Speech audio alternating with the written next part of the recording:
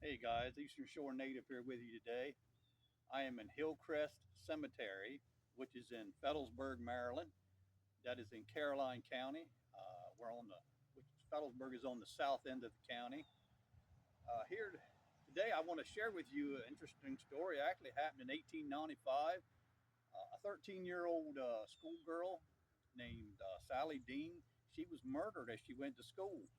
And I'm going to share a little bit of her story just briefly today. I actually jotted a few notes down, so I made sure I got it straight. There's so much entailed to it. Like I said, just going to be brief with you today.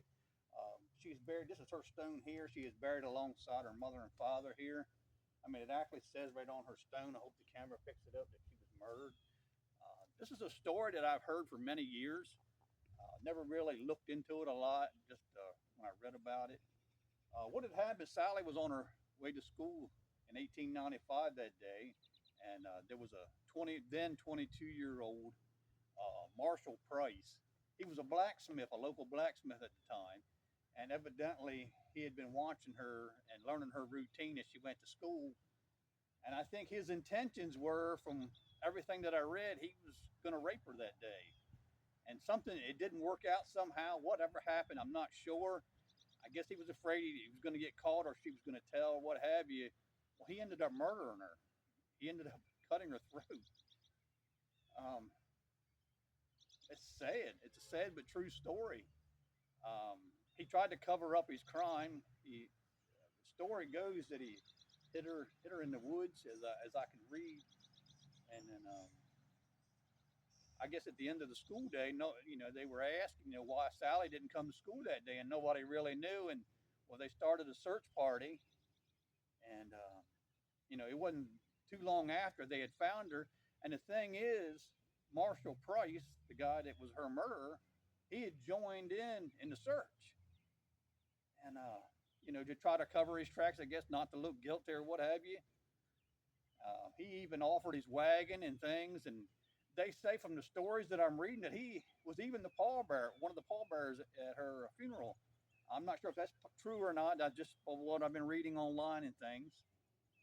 And well, as the police went into the investigation, there was many suspects. I think there was 20, 24 suspects, I think, from what I'd seen.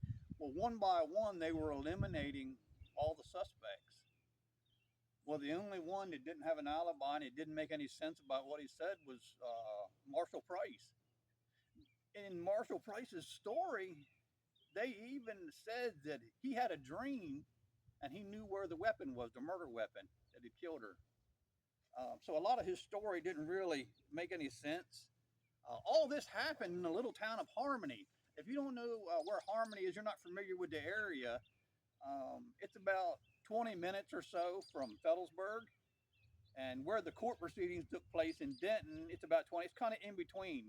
It's in the middle of the county. It's a really small area. So in 1980, 1895, it would have been a probably even much smaller area. It's a low population area there. So I can't imagine how devastating this would have been to the community in a small area like that.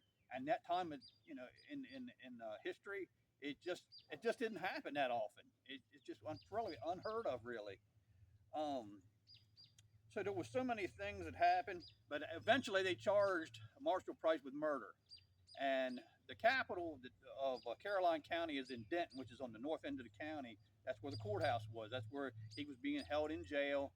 And eventually his trial came up, and he went through many things. And of course, he come up with many stories, and none of them made sense. He would confess to it one moment, then he would say somebody else did it. There was so many other things happening there.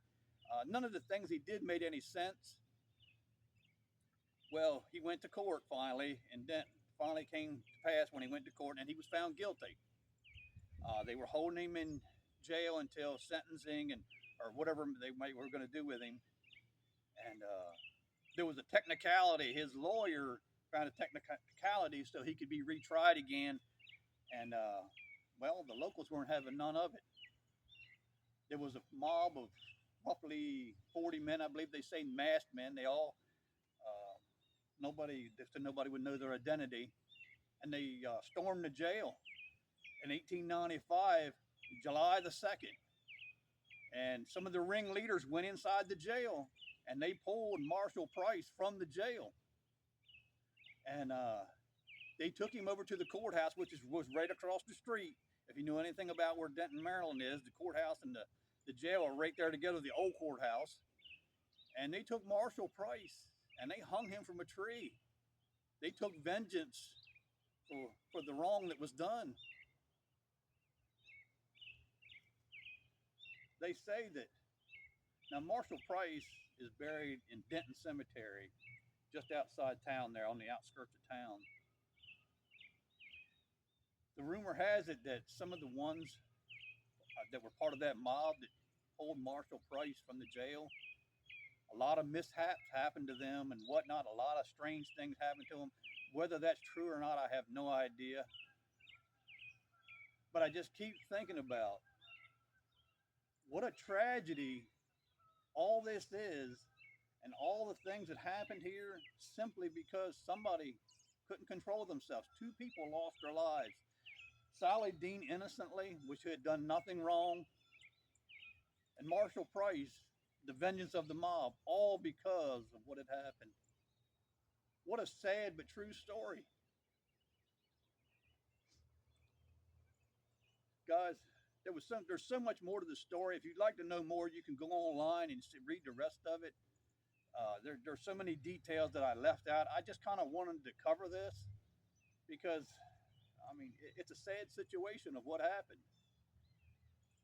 All right, guys, if you like this video, like and subscribe, and I'll try to get more content on.